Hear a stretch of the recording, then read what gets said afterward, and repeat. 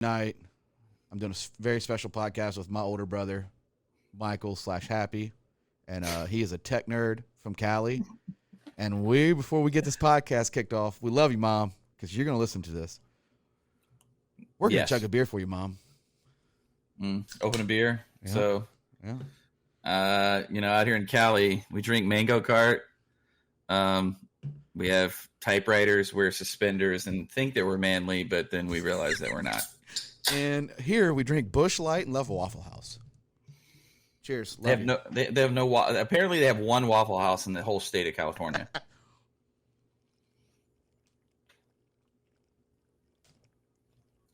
You really want to chug the whole thing? My God. I'm just trying to ease the tension. You're over there drinking the fizz. Wow. You don't have to. California has a different step than Mississippi. It's okay.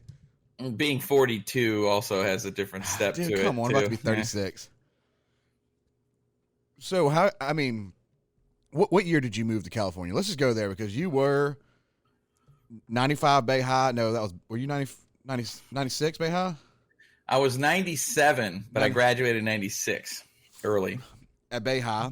Now Bay St. Louis is like Bay High School. Yes. Now Bay High is like I would consider like what is your uppity California area?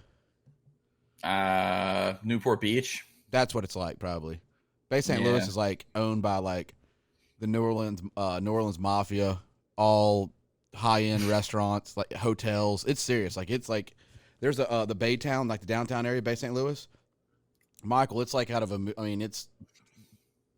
talking on the water, just bar, hotels, whiskey bars. Yeah, last time I went there was a 3-story bar that was all decks.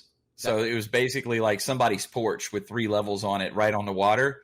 And then right next to it was something called the Crying Tiger, which I thought was a good restaurant, but it was just a crappy bar. Was it Crying Tiger or Blind Tiger? Something like that. Crying Tiger is some Thai dish, so that's why I thought there was food there. That's Thomas owns the Blind Tiger. They did pretty well there. But I love the feedback. Shout out to Thomas, which he's going to listen to this and go, hey, you know what? F your brother. John Kensel. I also missed my high school reunion, apparently, which was held like 2 weeks ago. They sent me a message on Facebook 1 week before the reunion. So I assume I was supposed to catch a flight, go there, hang out for literally, 2 or 3 hours, and then that's it. Well, I did, talking about class reunions last year, I canceled going to Garrett's bachelor party in Denver, and we decided to do a class 05, 06 reunion, like some kind of in-between reunion. And we did it at Brandon Bailey's house, which Brandon sold a bunch of his FedEx routes, got this dope house off of Cron.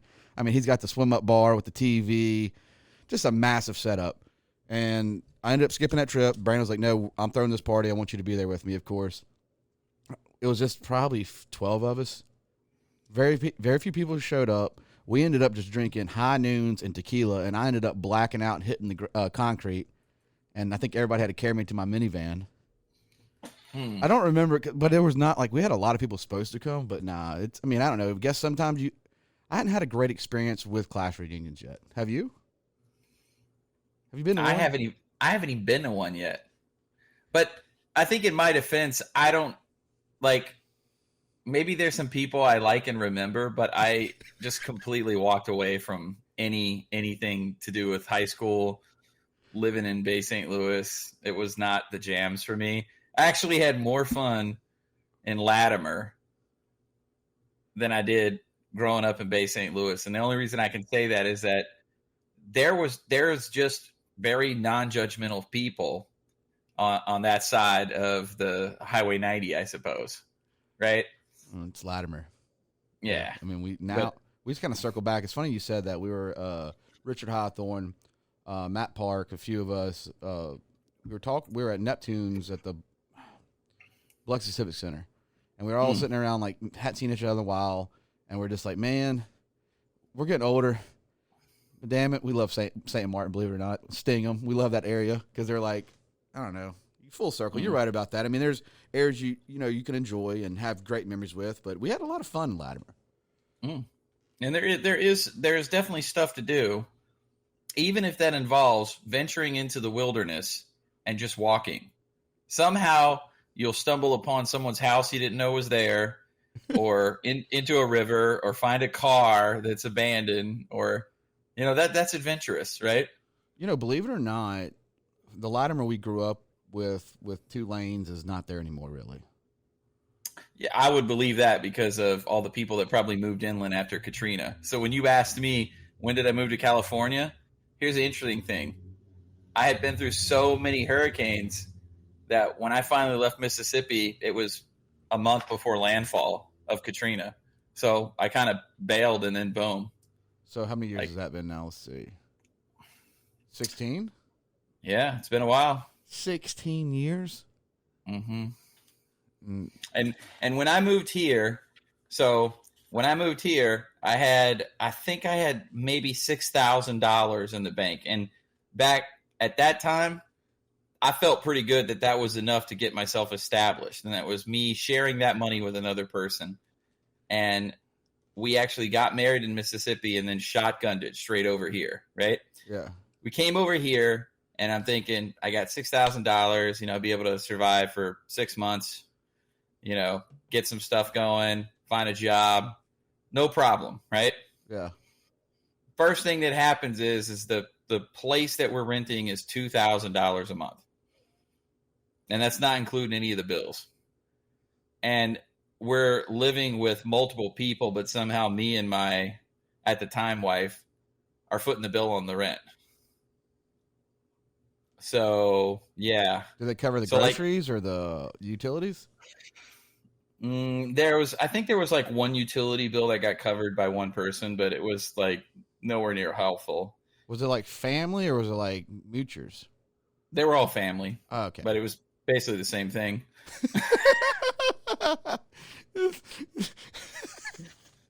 Okay. So you're saying that you had to pay for grown-ups?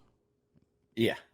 Me and my wife at the time, we pretty much had to take everything we had and just cover it, and it was such a struggle. And the job market was crazy because when I came over here, I was like, all right, I'll finish out my college here because I only had a year left of at that time computer science school, and so I'm gonna go get me a California super nerd job, right? Yeah. So no. I went and applied for these jobs, and they were like, well, you didn't finish college. So at that time, you needed a college degree. And then 2, I was competing with the .com bubble bust people who had been laid off of their jobs. So, like, if you remember, there was, like, huge companies like AOL, Flash, all these guys, they had been devastated because what they had invested so heavily in was being killed by, Apple and all the people who are now big players, right? Like, I think they call them FANG stocks or whatever, like Facebook, Amazon, and Google. So anyways, I remember I would just apply for tech jobs in the newspaper, and finally I got a job interview, and I showed up, and I crap you not, it was when I showed up, it was like very ominous. Walk into a building, sit in a chair, there's like 30 of us in this like dark room, and some person basically comes out and tells us how we're all going to be salesmen for different products like lunch boxes and all this stuff. And I was like, what? So I bailed. And then after that, the only other job interview that I got was for the cable company. But they wouldn't let you take on any actual programming jobs. You had to do tech support, which was like the worst job possible. So I just kind of like bailed on that. Yeah. Yeah. What, do you remember exactly what you were making per hour? No, because I didn't take the jobs. No, I'd be saying like, did you have any? I mean, you didn't have like any kind of like zero income. First 2 months, no money coming in. I was pretty much like dead broke and about to have to borrow. So. And we did. We used our credit cards to basically like buy stuff so that You know, it was like the further we got closer to no money, our credit cards started to just build. But I mean, my thing is like when I was saying, like, I know you were going for jobs, but you always did like a hustle, like a freelance thing. You wasn't even doing that at the time. No, like side production with music or any like certain websites or. There was this side gig that I was doing. I was doing video editing. So it was I would go on Craig's and I would find like different tech gigs or whatever, and they didn't have jobs per se, but they had gigs. So I would take a gig, and it was like it wasn't always cracked up to be, but eventually I found something that paid pretty well. So this one place, they specialized in weddings, and so what you would do is you'd go there and you would pick up a one sheet and a whole box of cassettes. And they had multi-camera, hours of footage, and they would have this big hard drive. And you would basically take the tapes, convert all the footage to the hard drive, right? Transfer all that. Then you'd have to set everything up, doing a multi-camera from beginning to end. So you'd have to figure all this stuff out. They would just, arbitrarily throw all these tapes in there with no like when it was recorded or nothing written on the cassettes. It's just a box of cassettes. So you go through that, and then they would have, you need to produce X, Y, and Z. And typically that was a 2 to 3 minute montage with the favorite song of the bride and groom, and which basically the montage is the whole summary. And then you had this other one where they wanted at least like 2 hours of footage where it would be like the proposal if you had it, interviews with the bride and groom. And was this done in like 480p? This was 720 actually at the time. Okay, and that was a lot back then. Yeah, it was a while back, man. But it was still a hell of a thing. And I had lucky for me, I had a computer that can handle it. Do you know what kind of computer that was? Yeah, it was a 17-inch MacBook Pro. It was the first time that I had officially bought a Mac. What year was it? 2009, I think. It had an Intel processor, but it was big as hell. Yeah. Mac. Yeah, that thing was beast. And I may have had a borrowed version of Final Cut on it. Oh, I had one of them. It was a big one, man. Yeah. It was cool. Yeah. So they're getting closer to getting back to the 17, but I mean, to me, that thing was awesome. It was huge. The keyboards, if you remember, they were aluminum. I'm looking at it right. I'm pulling up images right now. I'm looking at it right now. I'm about to share what he's talking about. And it was the power. The power button was sick on it. I remember that. It was like a perfectly cut circle with the power icon in it. It had a light inside of it.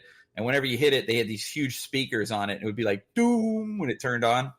I had the same. I had a 12.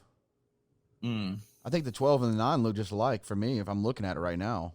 Yeah, but that 17 inches made a huge difference. Oh, yeah. But I mean, 5 inches makes a huge difference in anything. Let's just get that out the way, right? Yeah, you're right. You're always right with that stuff. See, let's go. Let's click on it. Yeah, I mean, I'm trying to pull it up. There's so many. They all kind of look. I'm just going to pull this one up. I mean, the 17, just take in mind, this is what he's talking about. No, what I had the 12, and they kind of, I'm looking at it right now. I'm like, man, that was like one of my favorite ones. Mm-hmm. And it was heavy. And then I ended up making enough side money from. Is that it right there? It would have been the silver keyboard. It would have been a little bit earlier, but it was a 17-inch. It could have even been earlier than that. Yeah. Basically, the white Intel MacBooks that you see there, the 13-inch, they were around at about the same time, but they didn't have that black keyboard. The keys were actually a silver color as well. But you got the right idea. It was about that big. And then after that, I was pretty hooked on Mac. So, of course, I went and got the 27-inch iMac after I made me a couple bucks doing that stuff because I was like, this is what I need for video editing. I need this. And what software, what program were you talking about? Final Cut. So, Final Cut, was it good back then? I've never been on Final Cut. Well, I used it, but some of the studios that I picked up tapes from demanded that I did stuff in Premiere. And then one guy wanted everything done in Avid, which that program drove me batshit. I just didn't like it. But I do remember when I was using Premiere, they had the coolest thing. They had this application. It was called Plural Eyes, okay? Plural, Plural Eyes, like eyes. And what would happen is I would take all the analog footage, drop in a timeline, run Pluralize, and it would analyze the audio waves and match up all the clips. This shit took me hours, man. But this thing would scan all the footage and then line it all up based on the audio. So you'd have all the different cameras all stacked perfectly aligned based on the audio. But now you can do that with just Synchronize and Premiere. Yeah, well, but that shit was magic because we didn't have that. Okay, well, I'm saying, but have you done Synchronize for Premiere Pro? No, I have not because I don't have to do multicam anymore. But do you have? Have you used Premiere? Yeah, I use it right now, but that's only because I have a Creative Cloud subscription, and I just don't feel like buying anything else, so I just keep it all in there. So they do have where you can take in the you drop in your library all the clips and the like the little bin, and then all you do is highlight all of them and right click, and you can multicam. But Synchronize is what I love about Synchronize. Synchronize, you just go in there and you just put the clip in the timeline, you right click on it, you click the button Synchronize. If you always use separate audio, and then all you got to do is highlight both clips, hit right click, Synchronize, and boom, 10 seconds, it's synchronized. It does it all for you. I'm gonna have to check that out.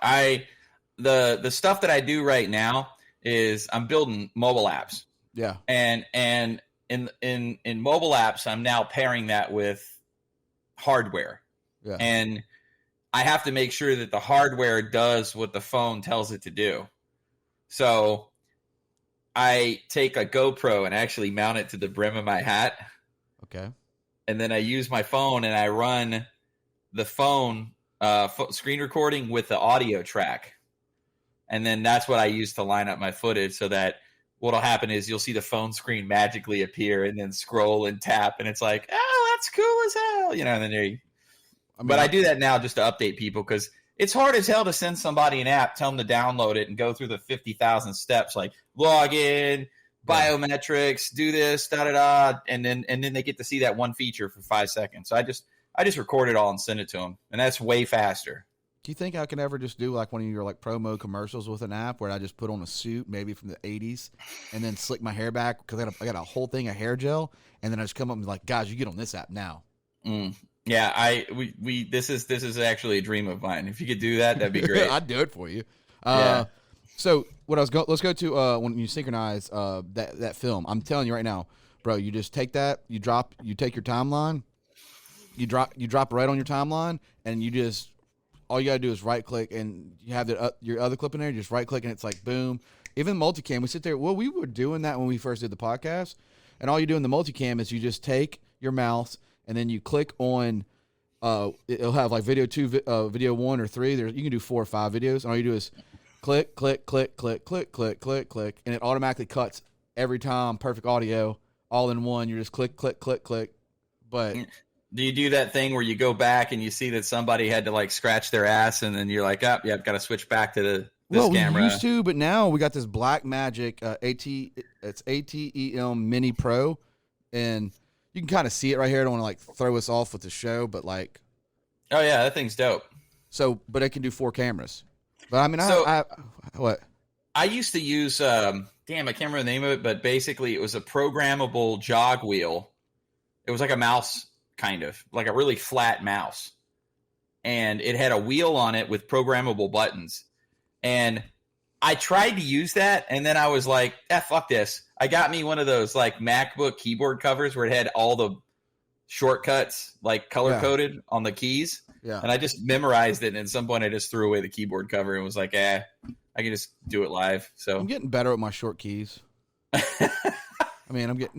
use a lot of short keys, but my big thing is I have right now I'm on a G5 Windows, so I have the MacBook Pro is my favorite, but not MacBook, no, iMac I have. I don't have the MacBook Pro anymore, but the G5 Dell I have, I don't mind it.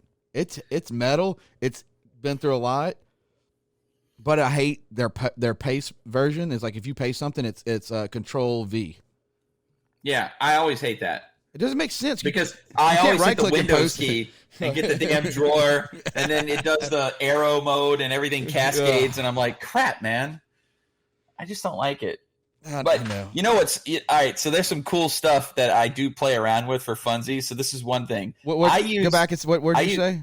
Say it again. Yeah. Is that a California word? What is that called? Did you say what? Funsies? For funsies, okay.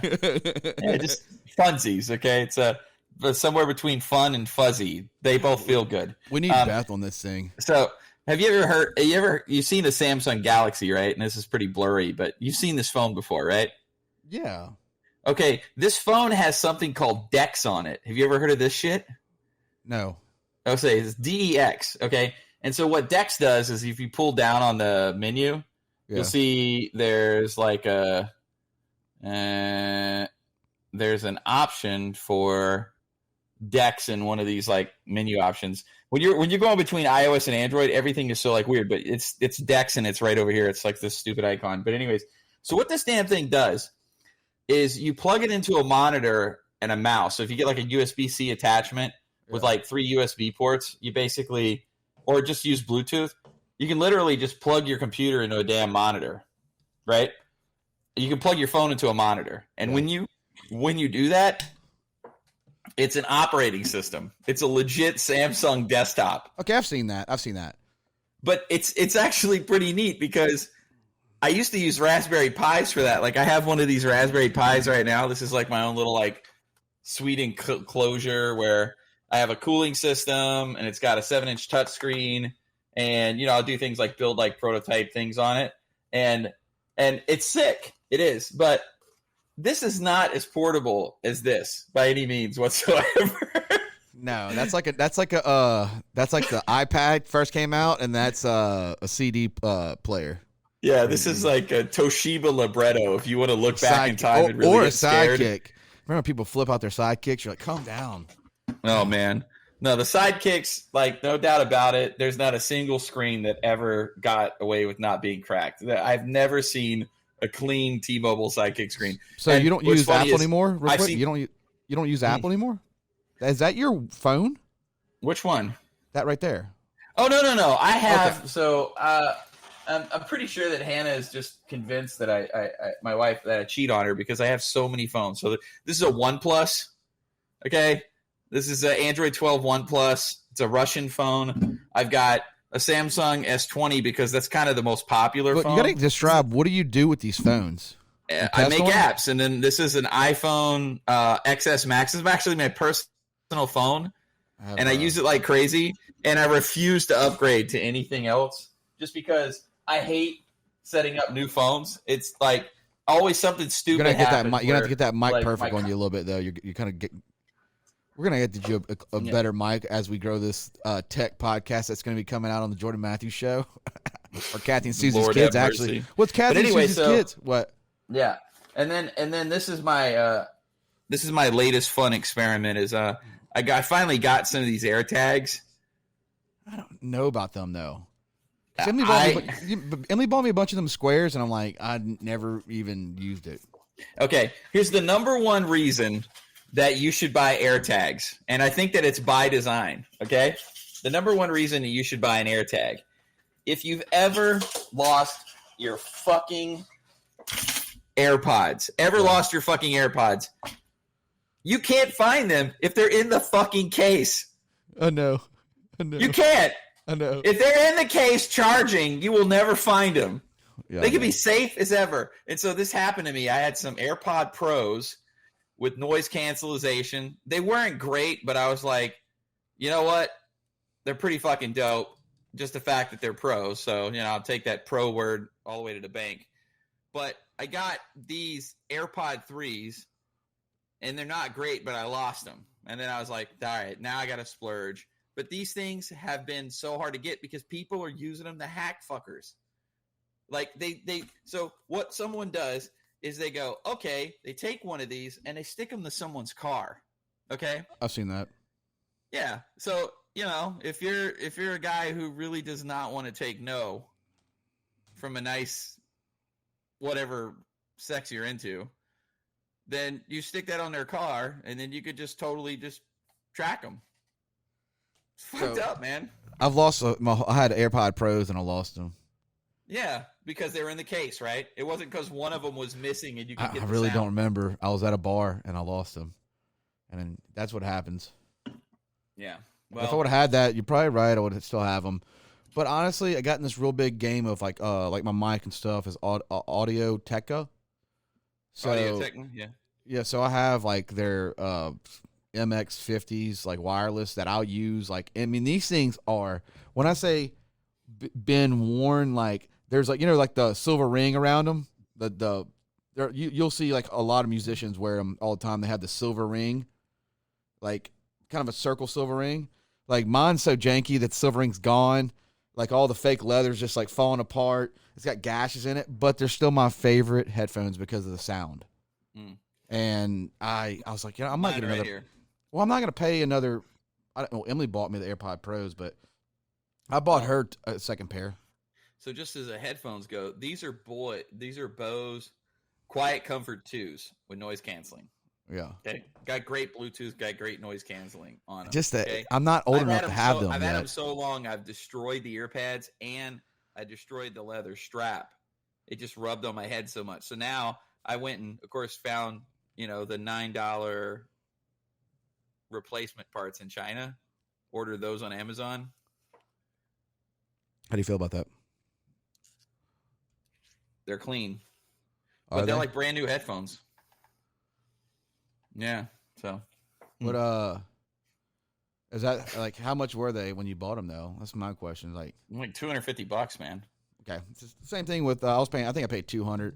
I have two pairs of Bluetooth headphones. Here's a question: would you ever buy the Apple Pro headset, the $500 ones? No. Yeah, right. If somebody bought those, I might. I mean, I've seen they have like I don't know. The only reason I like it because I do think they have really good noise cancellation. If anything's like the AirPod Pros, like their music is not that great in them. It's the cancellation where you don't have to talk to people. It's that like you hit that, like you put that noise cancellation, everything just goes quiet. So if people are just like, if you're working, I guarantee you, like you being like at work and people just don't stop talking, you could put them in and just hit that noise cancellation, and it kind of takes that out for you. So when I went to replace my AirPod Pros, I didn't actually get these AirPod 3s. These were just on sale for $129 when they came out. So I was like, fine, I'll get these. But when I replaced mine, I upgraded to the Jack Skeletons. No, these are actually the Beats. And I ain't gonna lie, these are made by Apple, right? Or they're an Apple company or whatever. Yeah. And they do all of the quick pairing with the Apple devices. But one of the things that I do like about them is I can use them on the Android as well. If you try to use an AirPod with Android, it's just terrible. But how about the noise cancellation? Yeah, has that too. And it's also got the thing where you move your head and stereo sort of follows your ears. Although, to be honest with you, I can't really tell the difference. Because most of the stuff I do is the music's turned up loud as shit, and I'm not sitting there going like, "Oh, did you get that in the lower left part of my ear?" That's you fucking nailed that. Is that the Nightmare Before Christmas case? That's Jack Skeleton, yeah. Well, I had to get a case because it was this plastic is by far the slickest plastic ever. It's actually a hockey puck. So let's go ahead and show that to the camera. And for all you listeners out there, this is not for you. This is for our sister Beth. Fuck you. I don't know about that. I love her. She's gonna get so mad. She's gonna get so mad because she's obsessed with A Nightmare Before Christmas, and she's gonna guess what? She's gonna have to buy a pair now. She's seen them. Yeah. Well, I think the thing though is that like she's got incredible taste when it comes to certain directors and artists, and particularly it's Tim Burton that she's really kind of, I'd say that in her top two is probably Tim Burton and Guillermo del Toro, right? Because, I mean, they make cool shit. So, But yeah, she's also a fairy steampunker, and she can levitate. I can tell you right now, deep down inside, she can levitate. Yeah. She's a character. Like, it'd be so funny to get her like just pop up on the show. Have you seen these? I don't know. Jabras. These that's like the Walmart hit. Okay. Yeah, these I can tell you right now are trash. But again, what cracks me up is anybody but Apple puts even Beats USB-C, so you can get the fast charging. Man, the only thing cool about the AirPods is that it is Qi charging case, so you can put this on a Qi charger. You got to talk to the listeners, some of them that don't know what these words mean. You are like, there's tech, but the title is "My Brother is a Tech Nerd." And we're on that right now. So Qi charging is the idea that you're just wirelessly charging something. Hang on, I dropped something. You drop a lot of shit. Yeah, I just dropped them. But again, I got like this military grade case because I just, my kid hates it because he loves to open them and put them in his mouth. And so I had to get a locking case. It's just crazy. But so Qi charging is the idea that you're just using a charging pad of some type, and then it's basically sending ions to the device so that it can charge the device. It's not as fast, and I don't really see the advantage of it unless like your whole desk is a Qi charger and everything you put on it you don't have to plug in, then that would be fucking awesome. But no, you would have testicular cancer immediately. Yeah. Do you think we'll be able to charge our phones with our minds? No, there's not. The human body doesn't produce enough electricity for that yet at all. The battery technology is far, but I do think that there are technologies such as like kinetic energy and solar. I've got a 40,000 milliamp case, battery pack, and it's solar, and it's got 3 panels that roll out. And whenever I go in the wilderness, I use that shit because it's fast charging, and if you leave it out in the sun for an entire day, you can charge your phone 4 times, man. You can even charge a laptop on it. It's fucking sick. Yeah. Is it look like a generator? Nah, it's just it's a fucking solar battery. You just roll out the panel, and then as long as sunlight here is pretty direct. So a big difference between California and Mississippi, hands down, is we have 364 days of solid sunshine, and it's pretty much 70 to 100 degrees here, depending on that time, but it's dry heat. Mississippi is like anywhere from 80 to 108 and massive swamp ass all the time. You gotta bring Gold Bond everywhere you go. Gold Bond, sponsor me. Yeah. Okay. You really do. I have Gold Bond with me all the time. I got a Gold Bond sitting right up there. It's the green one with you should see me today. I didn't even phase. We did Jersey Mike's, and you could see the Gold Bond sprinkles on my shoes. It was real. I'm tell you what, when it comes to baby powder, and I know this is personal, but your dad is by far the Casper of all baby powder. When he comes out of the shower, I have never seen anybody dust up as hard as your dad. Your dad would come out, and it's like he got in a fight with the Johnson & Johnson. These motherfuckers, man. I used to do that. I don't really do that much anymore. So do you and your girl, do y'all share baby powder, or do y'all share y'all's soaps? No. Okay. No. Actually, no. How about your deodorants? No. Okay. Well, me and Emily do. Yeah, it's pretty gross. We actually have this. No, we have this. She always gets these organic shampoos and deodorants. Like the deodorant that I use, that she's got me using, is our deodorant comes in a tube that you squirt in your hand and then rub your armpits, and it's fantastic. It's like toothpaste. Yeah, kind of. It's arm paste. I don't know. I love it. I'll have to get the name to you later. But here's the thing: is I started doing the Old Spice, the blue gel, which I never liked the blue gel. And they had like some kind of chemical. I had a chemical reaction, and my armpits. I don't know if you've ever seen they had people complaining about their armpits getting burned. My armpits would be like burned red from their deodorant, and I'm telling you, I lift my arms up, I'd be red sunburn circles. So Uh, she started buying this expensive. I mean, I think this Jarden's like $25 or 17, or I don't know. But Man, I love it. I ain't gonna lie. There's some organic stuff now, baby stuff like this Honest Baby diapers. You can get out of go somewhere with that because my kid was pissing through the diaper. yeah, man. When it comes to it, it's Huggies for life, homie. Like I ain't switching. But speaking of the whole like products thing, this is just where I stand, and this might freak a lot of people out. But I literally have one soap to rule them all, and that's the end of it. And I don't give a fuck. Okay, like so. What's the soap? So my soap used to be Neutrogena, the rain bath or whatever it's called, and I washed my hair with it because I don't give a shit. I ain't got no hair anyway, so fuck it.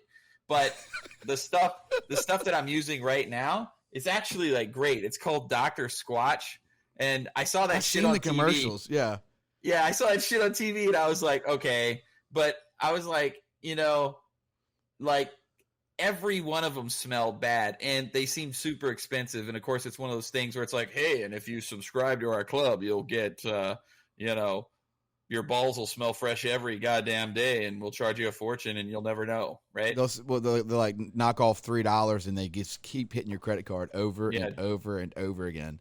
Yeah, Dollar Shave Club of soaps. I was like, I'm fucking out, man, because I already have that Quip toothbrush, and I can't get them to stop sending me new tips. I didn't like that. I didn't like that toothbrush. I liked it originally, but when I broke it, I was like, okay, I don't want any more tips. But they still keep I bought coming. like an Oral B, like $40. No, it was like $70 for the one I bought. And I think I had one of them cute that whatever, but this one's that circular and it just goes to town. Like it goes crazy. But I'm pretty rough when I brush my teeth. Pretty rough.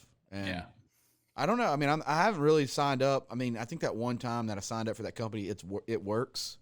I did for DJ's ex-wife, where she was like running up the ladder for this company, and they did like the belly wraps and stuff. Like I signed up, and they kept sending me stuff, and I was like new age pill, become a new human.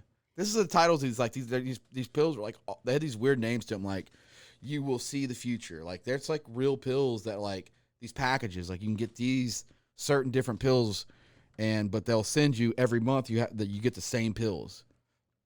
And then they like come out like, you ever notice like these companies, they'll do pills and then all of a sudden they're like, we can dive into the cleaning market. So all natural disinfectant. And it's like eucalyptus. So on. So do you guys have any forward medical? Have you heard of this? No, what is that?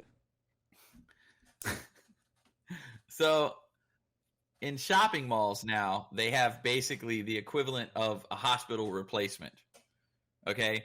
And they're like... Oh, we have. I don't know. We have urgent care 24 hours and nice little McDonald's buildings around here all the time. They're everywhere. Yeah, no, this is different. This is like some super bougie, almost spa day club kind of thing called Forward. And what it is you walk in and there's no one there to greet you. There's this giant TV. It does this like analyst thing of you, and then you insert your credit card, and then it signs you up for an unbelievably expensive monthly membership. And then their whole thing is like, you should be able to talk to your doctor whenever you want, and blah, blah, blah. And so this thing basically goes and scans you and says, okay, you're healthy or you're not. And then eventually you talk to like one of their doctors, but there's no like traditional medical at all in the picture. It's just somebody who's like, maybe you're feeling okay, but I think it's all psychological. Do you have to do them two things and then you have to shove them up your butt? One in the mouth, one in the butt. Remember that movie? Yeah, it's called Idiocracy. You know that Brondo has electrolytes, right? Yeah, I know that for a fact. But that was in the movie that they had that where you hit a button to go to the doctor, or you go medical and you click a button and you go up the butt or go in the mouth. Yeah, and he got them mixed up. That's a great part of the movie. So they really had that there. I mean, California's really stepping up in the movie Idiocracy at times. Sometimes, do you think?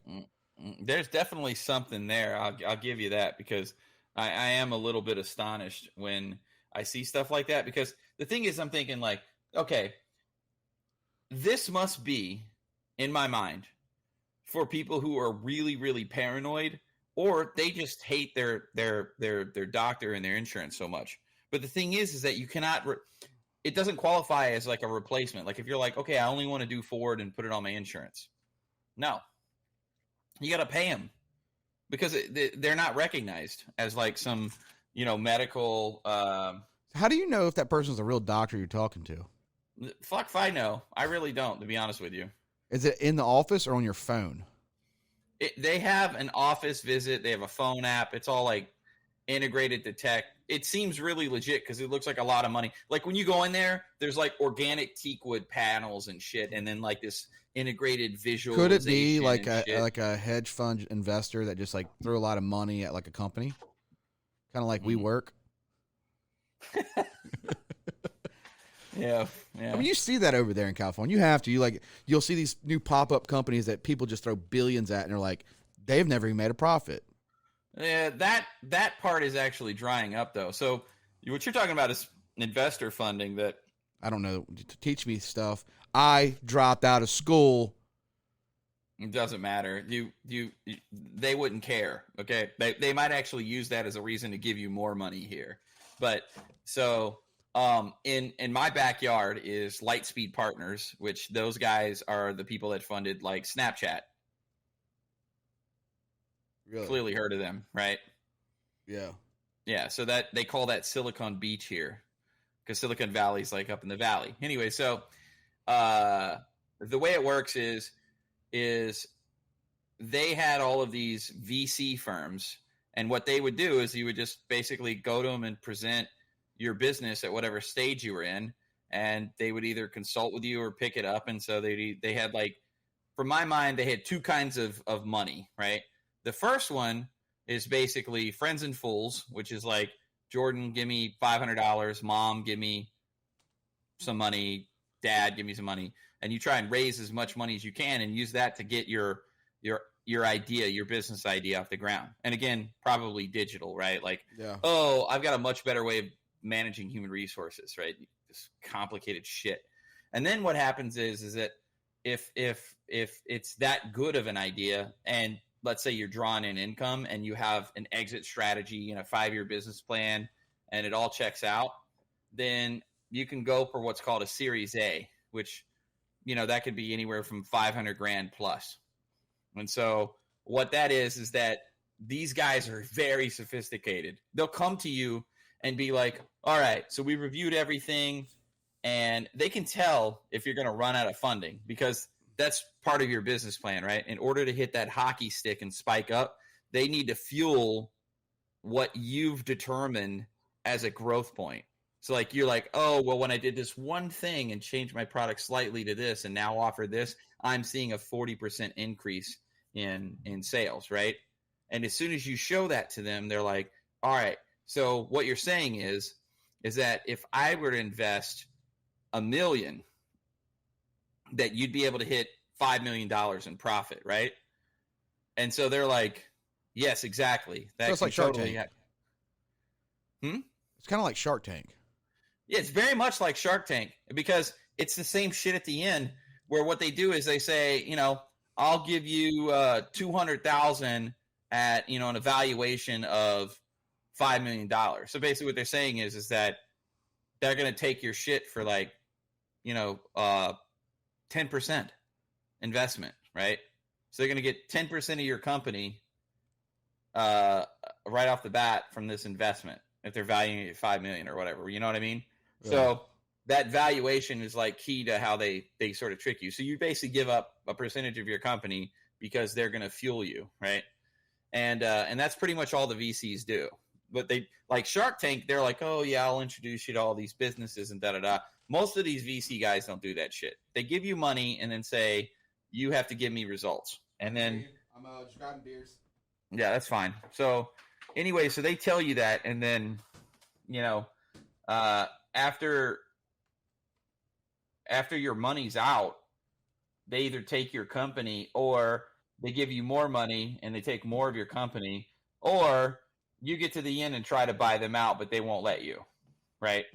So you're kind of stuck. So it's a double-edged sword. I haven't ever seen a massive success with doing that funding and stuff, but I haven't seen much success either with the line of work that I'm in where, you know, I've seen many people just hit the lottery when it comes to, you know, building an app, right?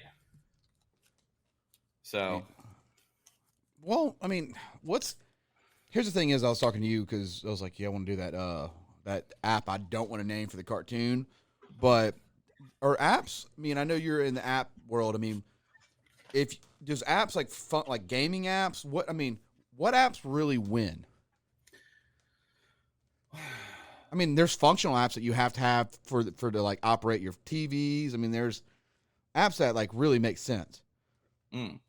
I can tell you that 1% of pretty much all apps built are really like killing it, right? Where they have a whole business behind it. They're fueled, they're funded, etc. Right? And what a lot of people don't understand is either an app is your primary thing or it's a companion to a bigger platform. And that is, I think, what a lot of people have to kind of consider when they're getting started, right? Like, is your app just an app, or is it a big ass platform that's all part of a product offering? So, for example, like you mentioned, WeWork, for example, like, is the WeWork app your office space, like your primary thing that you're getting out of WeWork, or is the app something to keep you informed, to help you unlock doors? So it's a companion, all that. Oh. It's probably more of a companion. So you're saying like Slack is like an app that kills? Yeah, like an app that basically, the way I evaluate a feature or an app or anything, like whether or not I should work on it, the first thing I always think about is, will this thing generate revenue? If that's the goal, right? If your business is an app, will it generate revenue? And because people will go in there with like thousands of features and they'll spend, you know, their kids' college money or whatever, and they're very like determined, but they don't have any metrics or findings. And so typically I'll suggest that we kind of scaffold out some ideas around it so you can kind of see what it might look like, get an idea of the feature set, and then if we want to go to like a competitive analysis, sure, we can do that.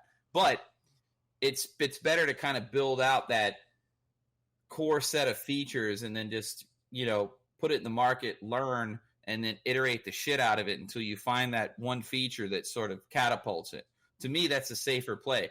But again, that's if you got the mindset of, I need to make money and I need this app to generate revenue. So if you look at all the big guys and their success story, their shit is free for the first year. You want to drive adoption, give them that crack, or have the in purchase. In purchase, I see that a lot on apps too now. You see the in purchase. Is that similar, or is it no? I mean, is it always free? The in-app purchase is actually a decent model, but I think the world has actually moved to subscriptions. When the App Store first came to be, in-app purchases were key. Actually, buying the app was the first thing, right? Yeah. And then there was too many barriers to buying the app. Like, people wanted to try it first, and that saw a greater amount of user adoption. And then there was the whole, okay, well, we'll have a freemium level, like 7 days free trial, then purchase for $39.99. Yeah, or you could do something where you made it like, you know, unbelievably difficult for someone to not convert to a paid model, which is freemium. So you basically have like some sort of like photo taking app, and then you say like, you know, at your 11th picture, you have to switch over to a paid plan. And then people are deleting 10 pictures, you know. And so they're doing a lot of work. Unlock Pro. Yeah, Unlock Pro for $1.99. Someone is not going to delete the 10 pictures. They're just going to be like, fuck it, $2, done. I'm done. Yeah.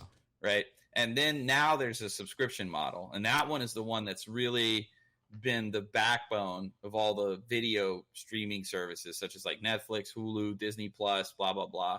They've had some good like introductories, freemiums, companion pricing, and all that. But their play is the subscription, right? And it's unbelievable just how many users stick to the platform. Now, where they'll run into trouble is when they can't produce content. So if you notice, like, Disney is literally giving away in-movie premium Marvel franchise, you know, films that are at the theater. Like, they're like Doctor Strange is like Disney Plus day one. And then on top of that, they're the only source for Star Wars franchise stuff right now. So like Obi-Wan Kenobi, The Mandalorian, blah blah blah. So they've got it on lock. People are going to pay their $10 and be I'm happier. watching that tonight. Yeah, It's Wednesday. Yeah. So did you watch it yet? Yeah, I've watched it. I watched the whole thing to the very end. I won't spoil it for you because it's sick. Do you watch it tonight? You already did? No. I watched. I think it's 6 or 7. The finale. It's the one where at the end it's Darth Vader again. Nope. Yeah. I don't know. I need to make saying. sure. Don't let me spoil it for you. Did you watch it on Disney or did you watch it somewhere else? No, only Disney Plus, man. I keep it real legit these days. I don't want any trouble. The ISP is like got all your data. Like don't think for a fucking second that a VPN is going to protect you. That's the dumbest shit I've ever heard. What? A VPN is going to protect you from borrowing videos from sites that we used to explore, like the Pirate Bay. Like that shit's not happening no more, bro. So it's a big business. Remember when everybody said the internet's not going to be anything? Now everything is the internet. Yeah, everything is the internet. It is. And now, my big problem that I have to be clear about is who invented the face filter? I'm serious. Who invented the face filter? I don't know. I know that beauty mode was a big Instagram filter. I would say the popularity came from Instagram. Yeah. Which is Facebook, which is Metaverse, which is... But now, of course, they're Meta. But Instagram was Instagram from day one. And it's hilarious, their origin story, because they literally... You see, they did exactly what I try to suggest to people. They just wanted to build a great app to post a photo. They didn't give a shit about nothing else. There was none of this... Like now you see there's like a chat feature inside of Instagram, right? And then there's like the ephemeral reels and the, like all that. But I still scroll the feed. I don't know what other people do. Maybe they like going through the multi-video thing with the soundtrack and kind of like TikTok. Yeah, the feed's I love great. photography. Yeah, the photography's solid. And I'm good with that. But I think that to me, like the guys who did Instagram, they literally gave a shit about the right feature. And that was it. They didn't They sold it for $1 billion, right? Yeah, they got a shitload of money, dude. They're happy. We need to do an app. See, now you're talking like every fucking person. But but our apps would be simple because like this merch right here, guys, want to support us? Check out our Crawfish and Beer taco merch. Look at that. Get that anywhere. Like you get the Crawfish and Beer taco merch.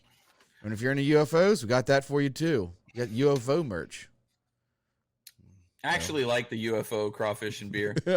I'll send you one. We should actually. You know what's funny? I'm going to confess something to you. This cracked me up. What? So I am the proud owner of a Crawfish and Beer hat. Oh, I seen you. Yeah. And I ordered it from you, and you just sent me the one fucking hat, and I'm your brother. I'm like, I'll send you some. Let's look at this photo of the fair. Anyway, now I'm trying to pull up talking about photography and which I was very much in having fun like manipulating it, but I don't know. I mean, I love Instagram for photography. Okay, here we go right here. This is a city of Gulfport shot I did when I was on the rooftop in a pink dress. It was 7 a.m. It was freezing cold. It was, and I went on a sketchy like elevator. Like it was just like not like a real. Like they were like rebuilding this old hotel from the 1900s. And the guy's like, yeah, come to the very top and come get a photo. I'm like, all right. I get on this janky like rusted elevator, and it was like the guy had to come and turn the power on for us, and he pulls a big lever like it's in a horror film. He's like, come on, hop on. And I'm like, no, this is not right. But you are a talented photographer, and I've always said that. You have such an unbelievably good of it. My photo taking skills are complete shit. Every now and then I get a good food shot, but like the shit I've seen you do is like great. Like so this right here is a shot I took, and then I manipulated because I really think they're UFOs. And Kiesler actually, no, this is real photo. This is a real photo, real evidence of UFOs. They're real. Yeah. Shit. I'm actually more fixated on the guy that's flying than the UFO. I'm like, wait, that guy is literally like coming off of his feet. Like, you know, the UFO is shining a light on him. I've always wondered that. Like, maybe it's not the UFO. Maybe the guys can really fly when you shine a light on them. You know? Yeah, that's true. Yeah. You know, the thing that I love about this is, for the listeners, our podcast on iTunes, Audible hits, Audible, Spotify, all streaming, I guess, podcast areas. Kathy and Susie's Kids is what we go under for iTunes and everywhere, like our podcast. Mm-hmm. His mom is actually Susie too, so it really is Kathy and Susie's Kids. You're one of us. You're with me and Matthew. I am. That is dope. Like, that's Kathy and Susie's Kids. Like, this is the older brother, the tech brother, which I think bringing love to the podcast. And I was telling Matt, and Matt's always supportive on anything hell I want to do. But like, I'm having so much fun with the show. And I just this is a new thing where I was like telling you to I want to do a podcast with you because I haven't, you're in California, Sacramento, correct? No. I'm in Orange County. I'm actually close to Newport Beach. Are you really? Yeah, but I don't live there. I live in Anaheim, and just outside that window, a block away, is Disneyland. I get to see fireworks every night, so I'm cool. Can you really walk to Disney? Yeah, walk to Disney, man. How long does it take to get there? Yeah, 10 minutes tops. It's only because, it's just as bad as parking there, though. The parking garages are like a mile away from Disney. And they have this tram that'll pick you up, but it takes so long. Some people just walk, and then they realize that they still got to walk to the park once they get to where the tram drops you off, the same distance. And so by the time you walk into the park, your feet are already sore. I think it's so you have to drive there. Well, no, I have it's kind of tucked back there, but I have an electric scooter, and then I've got a bike on the wall, and so I've got this thing. It's called a Razor e-scooter, and it's got 4 12-volt batteries in it. It could basically make it to the park and back. Any additional travel and I'm screwed, right? So you and your girl and your baby all can go? I don't take them. Yeah, but I mean, I don't blame you. Yeah. So you've been to Disneyland by yourself? Plenty of times. I used to have a cast member pass. So I could go to the park for free with 3 people. So I'd go every day. And I mean, cause it's it's get off work. It's 7 PM. The fireworks, they pop off at about 9. So show up, walk, pretty much go right into the entrance. Once you figure out how to actually get to the park, you never park in the parking garage. You pretty much get dropped off at the gates and walk in, especially California Adventures, because they sell alcohol there. So yeah, how much is alcohol there? Oh, it's balls expensive, but it doesn't matter. We talking $15? Yeah, probably for a cheap light up drink and a martini glass. Yeah, I'm pretty sure. Yeah. So, but they have a whole pier of craft beers and all this stuff like that. And then, they've got this other part, which is they have a downtown kind of area that people will shop, and they have tons of restaurants that charge, slightly over regular price drinks and stuff, but it's still cool and bougie. You can just hang out and do your thing. So have you been to Disney World? When I was a kid, our mother and my father took me, I think, before they got divorced. Which I was what year was that? The 70s? I was 2, man. You didn't get to experience shit. Yeah, it was the 80s, but yeah. Do you have daddy issues? Do I have daddy issues? Yeah. I don't think so. Oh. No. Just checking. I'm at the age where all that stuff is so too. superficial, man. It's it doesn't. I think it gets to the point when you have your own kid and you're shit. I mean, it just where. I mean, that whole thing. You And realize just you're wears as it on, shitty you're a parent as your parents, so you just let it go.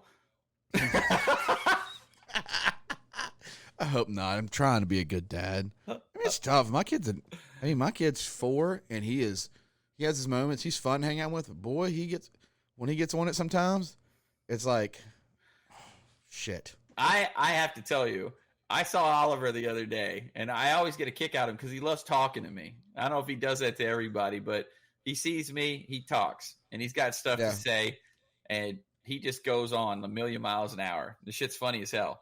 But what's even funnier about it is one of these days, I see our mom is by far a magician. Because if you remember, when we were kids, she made our clothes. The hammer pants and the fucking... The parachute pants, but it's hammer pants, yeah. Yes, hammer pants. They're the fucking Velcro wraps to wrap the fucking giant oversized leg pants that squeezed at the ankles and look like you're in a flyaway pants. But I saw her do a bottom to top. Listeners, this is our mother right here. It's a Mary Kay limited edition headshot that it's going to be an NFT one day. Yeah, we should get on that immediately. Oh my God. Yeah. So at that time, I remember Mom's headshot running me out of the kitchen and saying, "Please leave me and the gals be. Don't come out of the room until we're done." You know. Would you like one of these NFTs? You mean would I buy an NFT? I know. We can make Mom's headshot for Mary Kay an NFT. That would be actually funny to do, like the whole Southern Belle roster. You know, dude, her hair was it. I mean, I don't know what the hell they were thinking about hairstyles back then, but you remember when Mom used to spray hairspray and hit you in the eyes and shit? You have a conversation with her, she's like, it was always freezing spray. It wasn't just hairspray. It was like fucking super glue aerosol. Go fuck yourself. Like, you'd be like get hit in the face and you go rub your eye and you'd be like, Mom.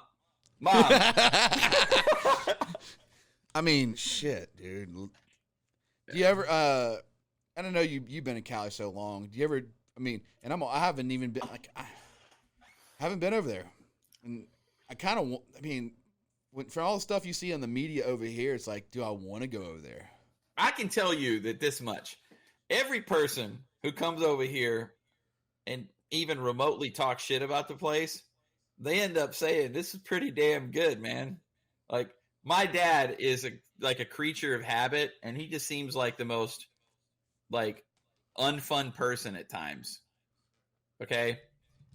Because pretty much his idea of fun is finding the first person that'll speak to him in a Walmart and then talking that fucker to death. Right? 3 hours later, and then you got to go fetch him from the store. I brought him here, and he's perfectly normal, and he's having a good time. And, all he did was just go walking around.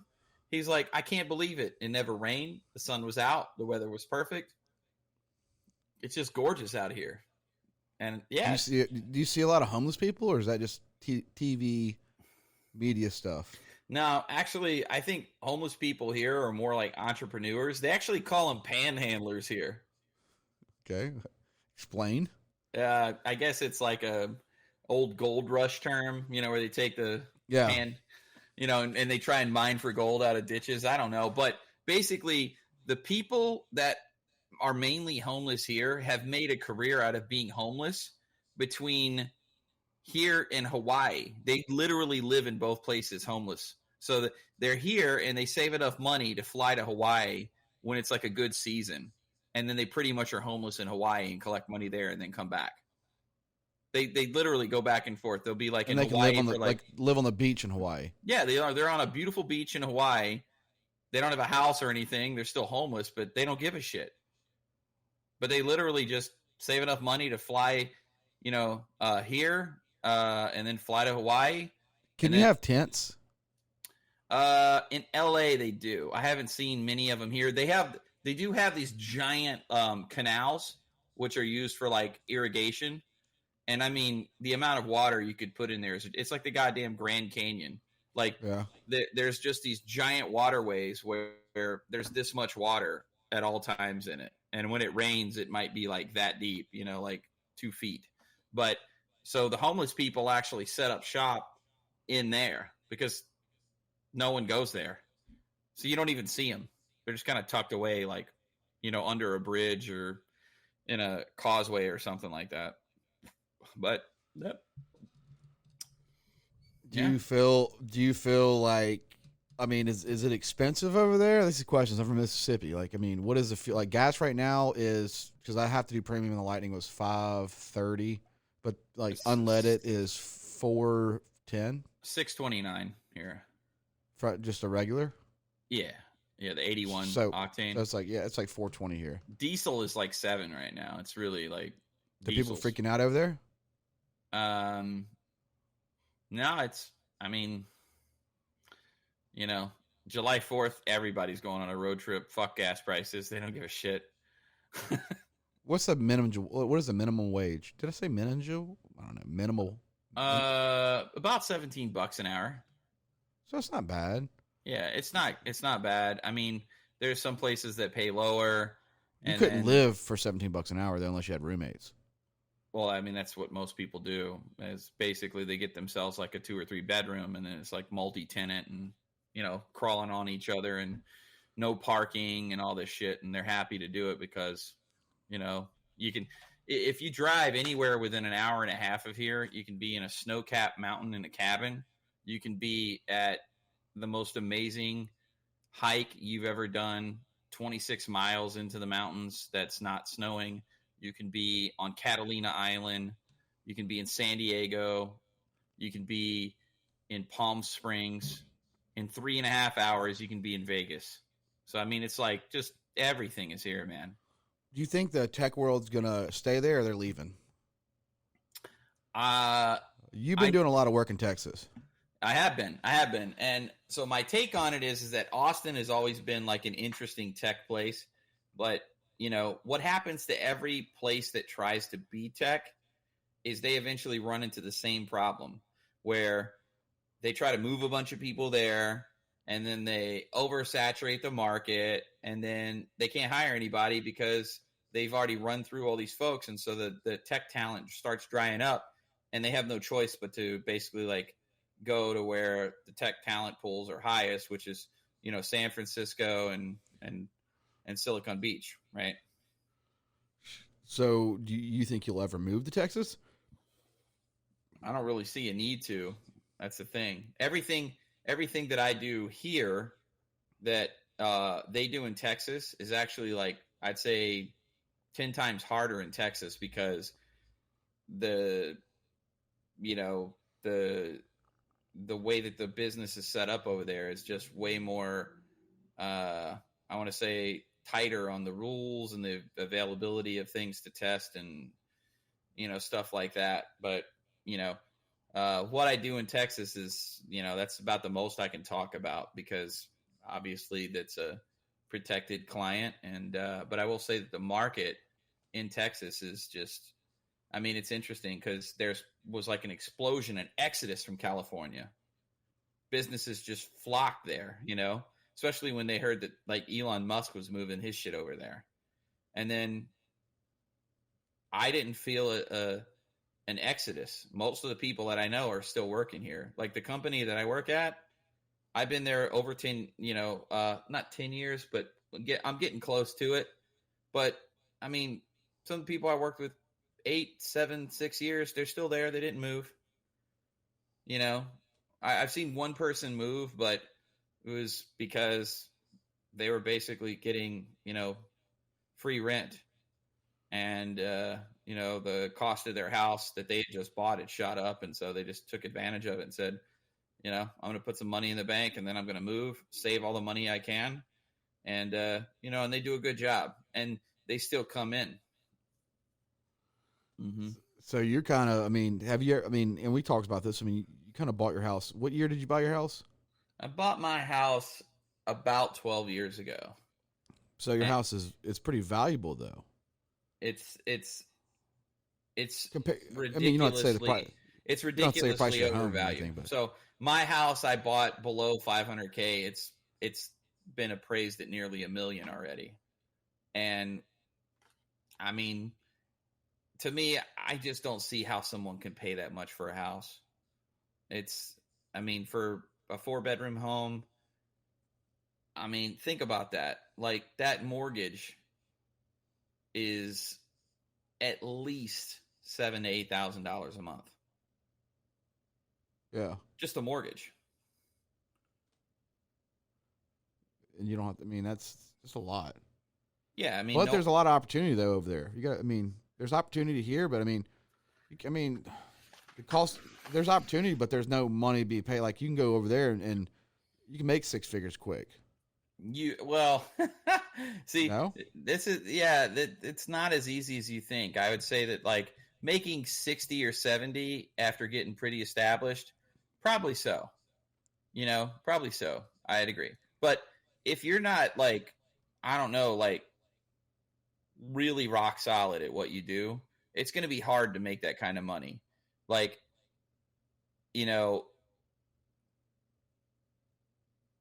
I think that most people in this sector, especially the newcomers, this COVID, I think, had something to do with it. But basically what I'm seeing is they have people with less than a year of job experience. Maybe they went to college and they want to walk in at 6 figures day one in a junior position.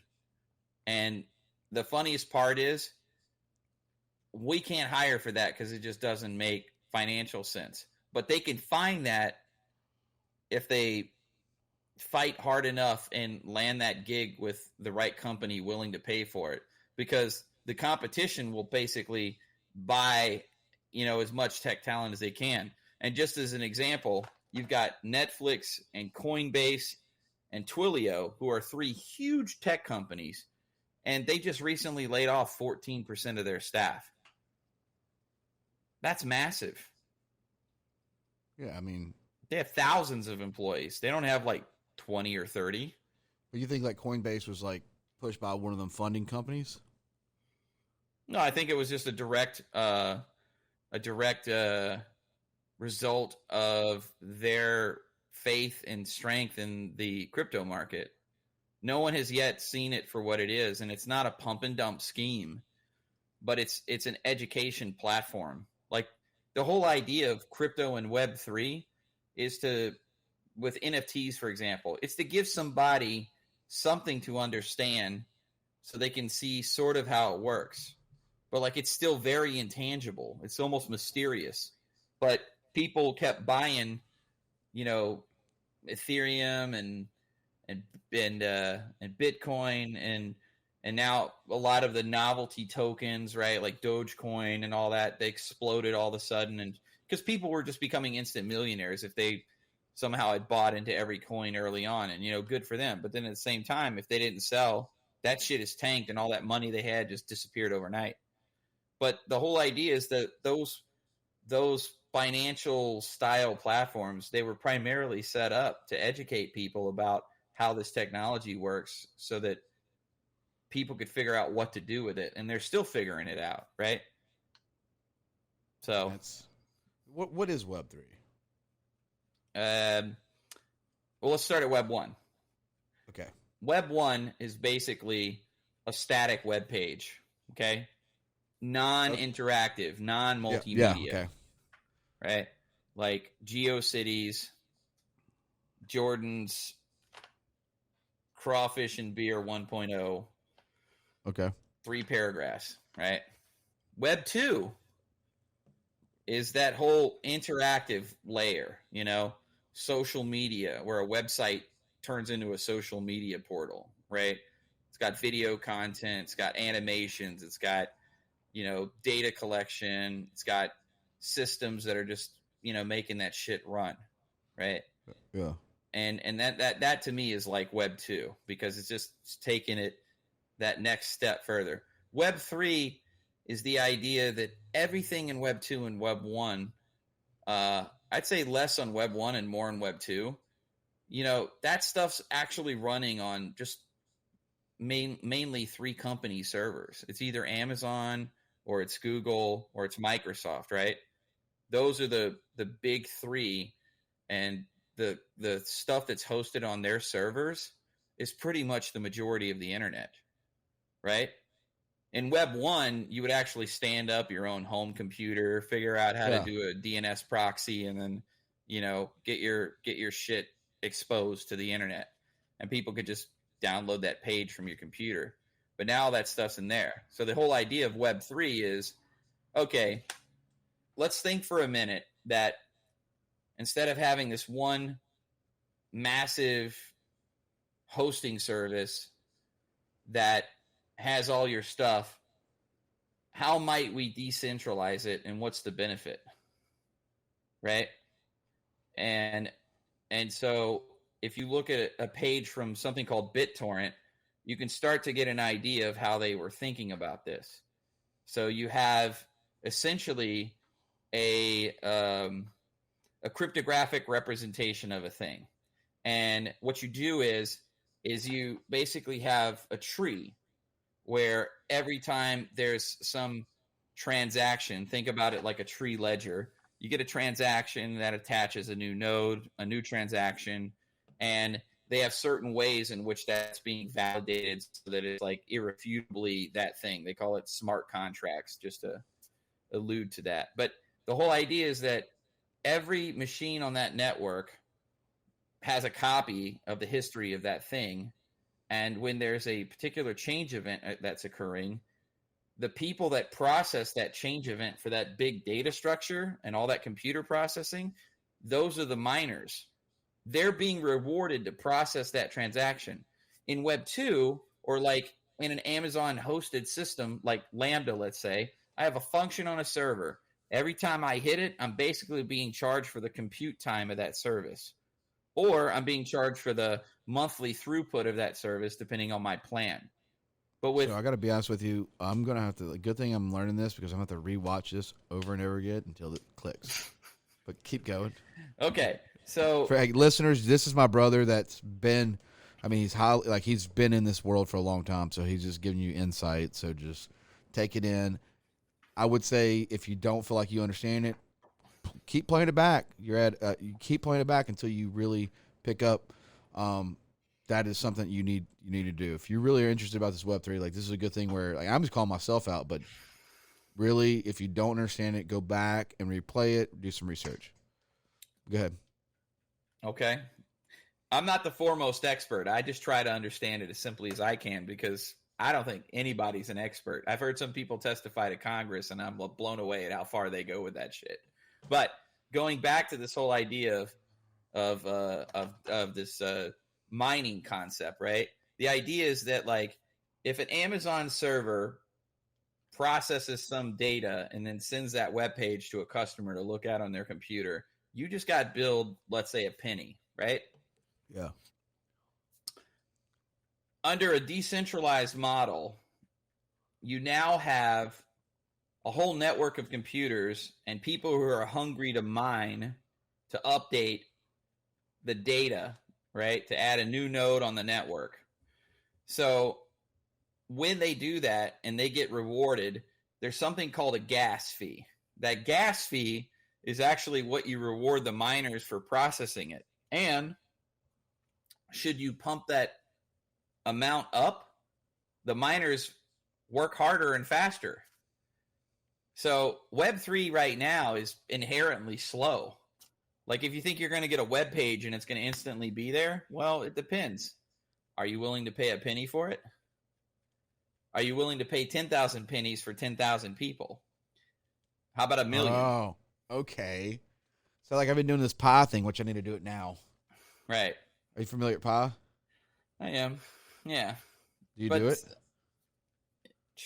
Do you mean like recite all the numbers like 3.14 and No, Pi, it's like a crypto, it's a free crypto Pi network.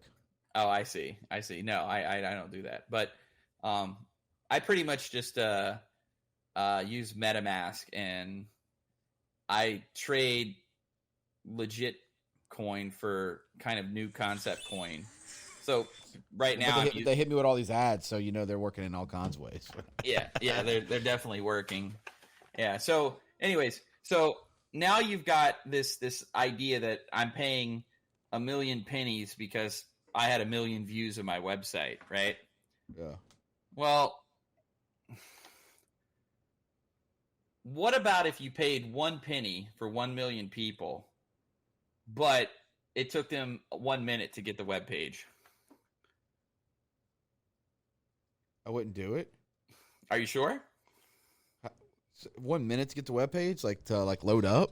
Yeah. So I pay 1 penny, you can get the web. For on my phone, the web page would load up. It'd take 1 minute to load up. Yes. I would not do it. I would pay more pennies. You as a company would say, I would prefer to pay 1 million pennies to get it as fast as possible. Yeah. Than to pay 1 penny and make your customers wait 1 minute. Yeah. That's Web3. Oh shit! So so instead of me having like servers of any kind of internet stuff, they're gonna make it where everything's a. Yeah, I mean that's kind of the rub. So the idea. So it's eventually is that, they're like doing a subscription base to just having a website now. Yeah, I mean the whole idea is, again, if there's a change event on the network, like some data. So they're monetizing the websites.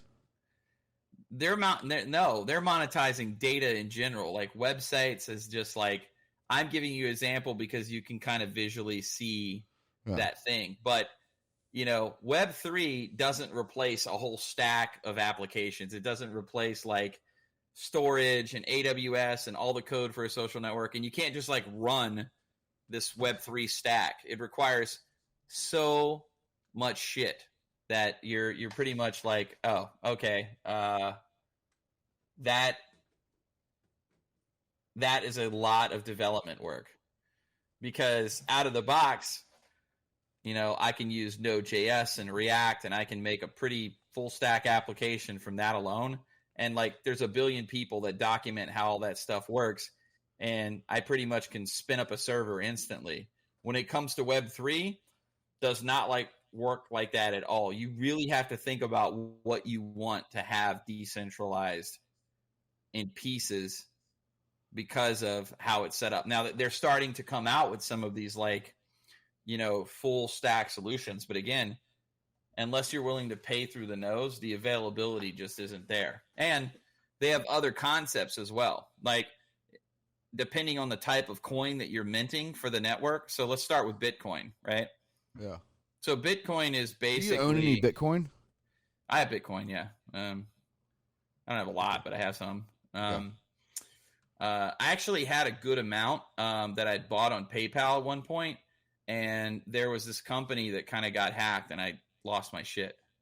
So, but it was very sketch anyways, like how I bought it. So, back then, who cares, right? Some guy gave like a whole Bitcoin for a Domino's pizza, which that's just amazing, right?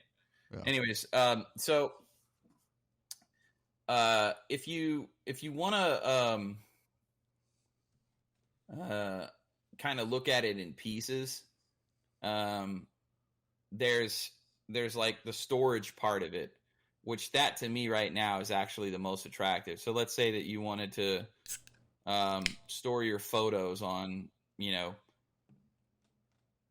iCloud or Google Cloud, right?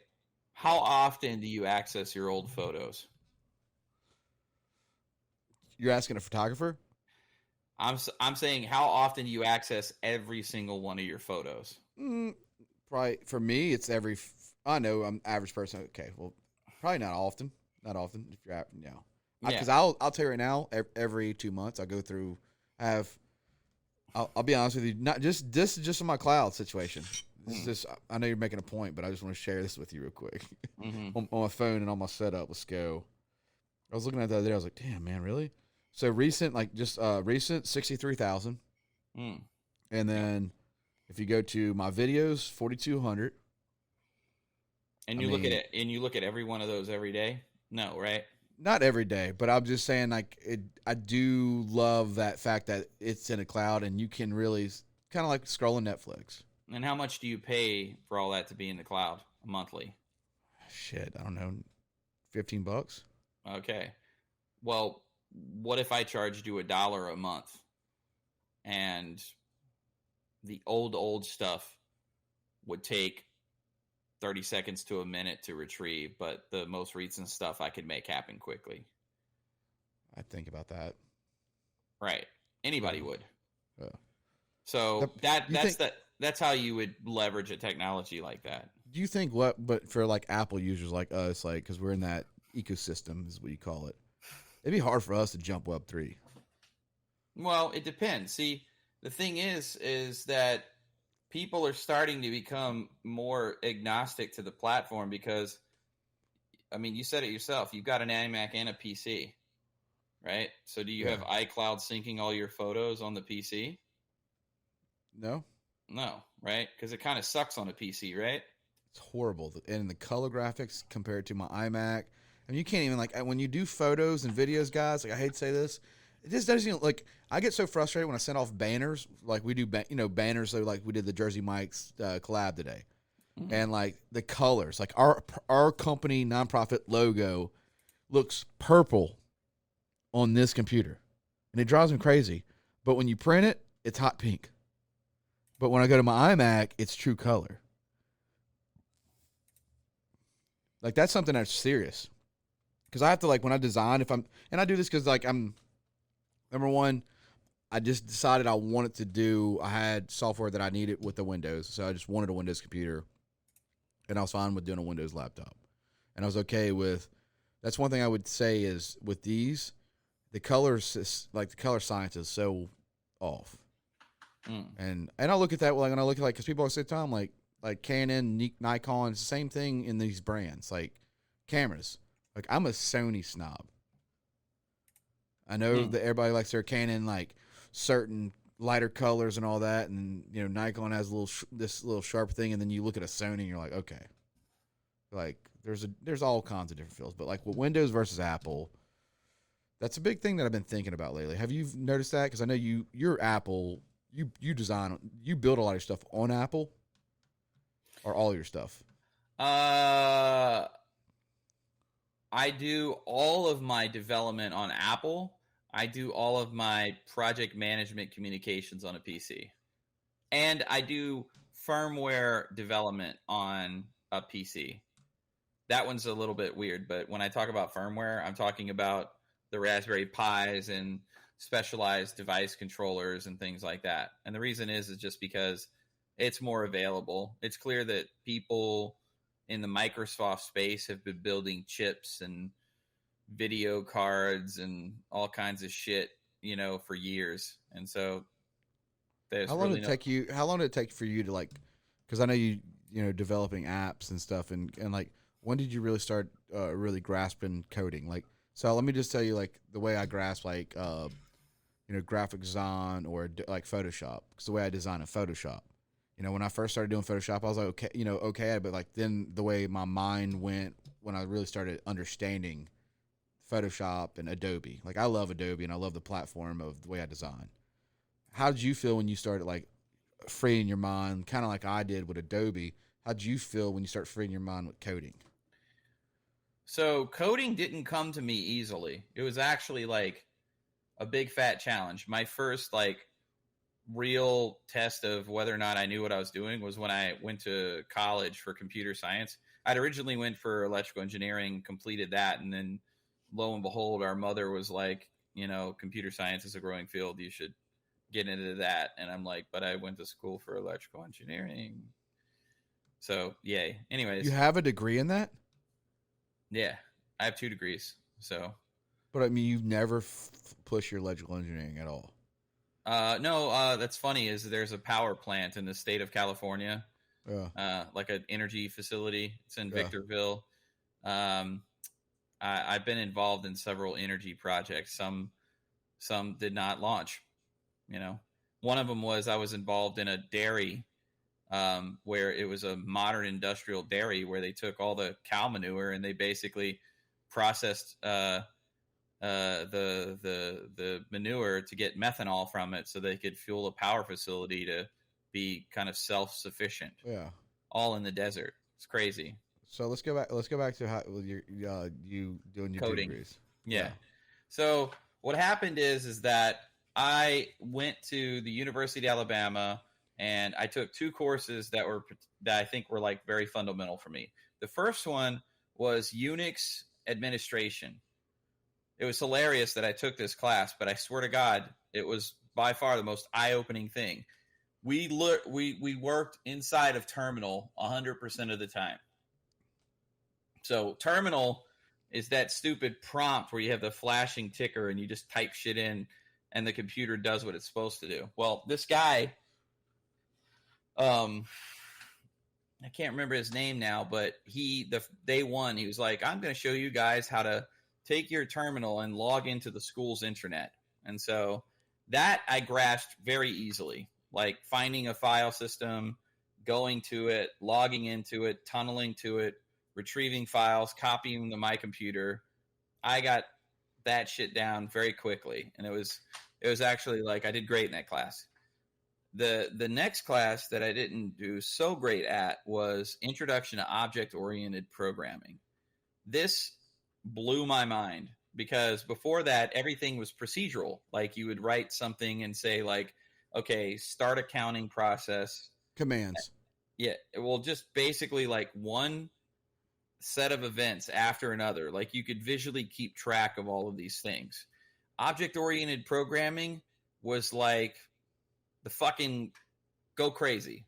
Like make one function, call two other functions in two separate files, and don't give a shit about when they're executing or when data's coming back until you actually get the data back.